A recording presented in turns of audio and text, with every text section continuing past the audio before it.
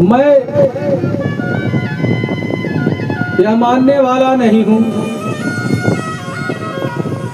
अगर स्वयं भगवान विष्णु आकर यह वचन मुझे दे दे तो मैं अवश्य से बाहर आ जाऊंगा। स्वयं भगवान को आना पड़ा।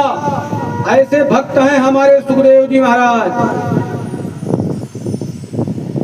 दो ही भक्त ऐसे हैं भागवत कथा के कि जिनके जन्म के समय भगवान को स्वयं आना पड़ा। एक हमारे सुखदेव भगवान हैं और आगे परीक्षित महाराज की कथा आएगी, जिनके सहोदर भ्राता बने हमारे भगवान,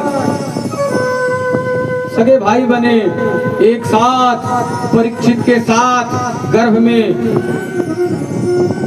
परीक्षित की रक्षा के लिए अंगुष्ठ रूप बनाकर हमारे सरकार परीक्षित के साथ गर्भ में रहे। तो ये दोनों भक्त ऐसे हैं कि जिन्होंने भगवान को अपने जन्म से पहले ही बुला लिया और भगवान का दर्शन माँ के गर्भ में ही कर दिया। बोलिए राधा माधव सरकार की।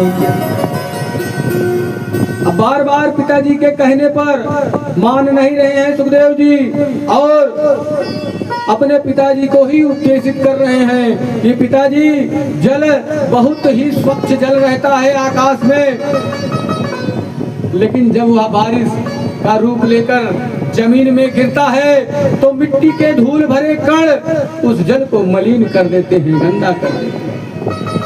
मानस में हमारे बाबा गोस्वामी तुलसीदास जी भी लिखते हैं कि भूमि परत भाडा भर पानी, जब ही जीव माया लपटानी। आकाश से गिरा हुआ स्वच्छ जल भी जब धरती पर गिरता है तो माया रूपी गंदगी उसमें मिलकर उसे मलिन कर देती है। फिर भगवान के आने पर सुखदेव भगवान को आश्वासन मिला कि आओ, हमारी माया तुम्हारा कुछ नहीं बिगाड़ पाएगी। तब तुरंत ही गर्भ से बाहर आए। 12 वर्ष जो बालक गर्भ में रहा हो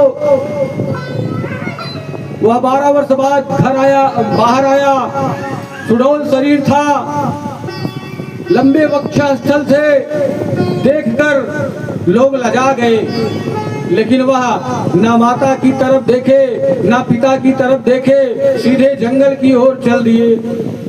सुखदेव जी पीछे पीछे जा रहे हैं। अरे बेटा